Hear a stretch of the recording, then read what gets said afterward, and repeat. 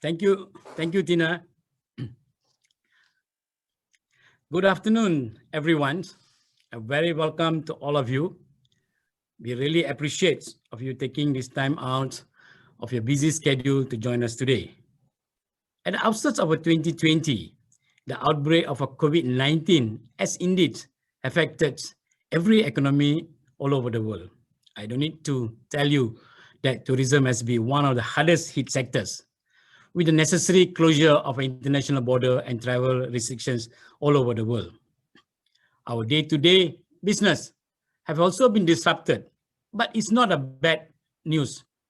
Thanks to an advance in technology, the pandemic has also triggered new opportunity for stimulating business, trade, and capital investments. All of us are now adapting to new meetings with the online seminars such as this. As revealed by the Sarawak Tourism Tagline, Sarawak More to Discover. I also believe More to Discover can also refer to the collaborations between the Sarawak Ministry of Tourism, Arts and Culture and the Sarawak Immigration Department. By working together, they have tailor-made a very unique Sarawak Malaysia My Second Home program. Despite the current temporary suspension of the Malaysia My Second Home program, while it's under review by the federal government, Sarawak new MM2H program remain open to the foreigners.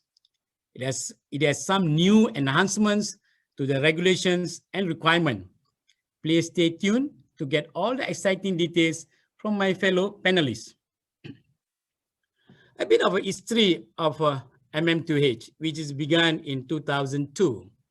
It's created to promote tourism and Malaysian economy by encouraging foreign senior citizens to apply for a long stay, giving them the opportunity to buy cars and invest in a housing estates. We used to call it these silver hair programs. Over the past 17 years, the government has approved more than 48,000 MM2H visas. It's entitled applicants to the social visa visits with multiple entries over a 10-year period.